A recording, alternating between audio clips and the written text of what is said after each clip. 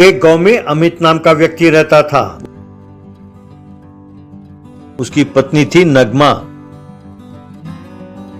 अमित बहुत ईमानदार था। वो रजिस्ट्रार ऑफिस में क्लर्क का काम करता था। वहाँ सब रिश्वत लेते थे, लेकिन अमित ऐसा नहीं करता था। कोई उसे रिश्वत देने की कोशिश करता तो अमित उसे मना कर देता। वो कहता, ना साहब, मुझे रिश्वत ना दें। रिश्वत लेना और रिश्वत देना दोनों गलत है। वो कानूनी जुर्म है। मैं जुर्म नहीं करता। अगर आपने दोबारा ऐसे मुझे परेशान किया तो मैं पुलिस से शिकायत करूंगा।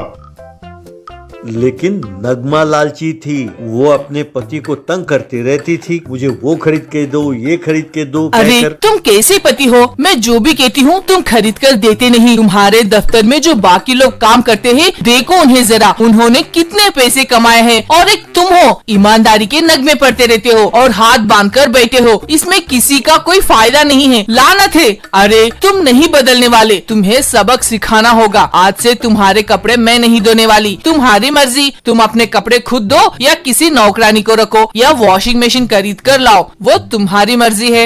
यूं कहा तब अमित, क्या कपड़े धोऊं? अरे भगवान, ये मुझसे नहीं होगा। देखता हूँ कोई सेकंड हैंड वॉशिंग मशीन मिल जाए तो खरीद कर ले आता हूँ। यूं उसने सोचा। इस तरह सेकंड हैंड बेचने वाले दुकान में जाकर उसने वॉशिंग मशीन मांगा। वो दुकानदार बहुत बड़ा ठग था। उसने अमित को एक बेकार ना काम करने वाले वॉशिंग मशीन अमित के पल्ले बांध दिया। अमित वो वॉशिंग मशीन अपने घर ले गया, अपने पत्नी को कहा और फिर उसके बिजली के तार को जोड़कर जब उसने स्विच ऑन किया तो वॉशिंग मशीन चला नहीं। तब नगमा, मैं जानती थी, पहले ही जानती थी। अरे तुम्हारी सूरत देखकर किसी ने तुम्हें ठगा है। अब वो ये वापस भी नहीं लेगा। अरे तुम कैसे पति हो? तभी वॉशिंग मशीन, देखो, मैं कोई साधारण वॉशिंग मशीन नहीं हूँ। मैं जादुई वॉशिंग मशीन हूँ। वो दुकानदार मेरे बारे में नहीं जानता था, इसलिए उसने तुम्हें बेच दिया। मैं तुम्हें जितने पैसे चाहिए दूंगा, लेकिन एक बात है, मुझे लालची लोग और आलसी लोग बिल्कुल पसंद नहीं है। ध्यान रहे कि ये दोनों आदतें तुम दोनों में ना हो। यूं कहते ही उस मशीन में से पैसे आकर बाहर गिरने लगे। ये देखकर दोनों हैरान रह गए। दोनों ने उस वॉशिंग मशीन को प्रणाम किया।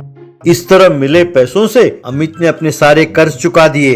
नगमा ने अपने लिए जेवर और कपड़े खरीदे। उसने अपने सारे बदन को जेवरों से ढक दिया। इस तरह वो वॉशिंग मशीन हर रोज उन्हें पैसे देने लगी। उन पैसों से उन्होंने बहुत बड़ा बंगला खरीदा, गाड़ियां खरीदी, नौकर चाकर रखे और ठाठ से रहने लगे।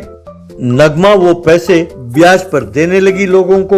जो सही समय पे उधार ना चुकाते, नगमा उन्हें बहुत परेशान करती थी और उनसे पैसे लेती थी। अमित, अरे भगवान, इतने पैसे हैं तो मैं क्यों वो छोटी सी नौकरी करूं? क्यों भगवान, क्या कहती हो? नगमा, हाँ हाँ, अरे वो छोटी सी नौकरी किसे चाहिए? मेरा ये ब्याज वाला बिजनेस चलाने में तुम मेरा हाथ बटाओ।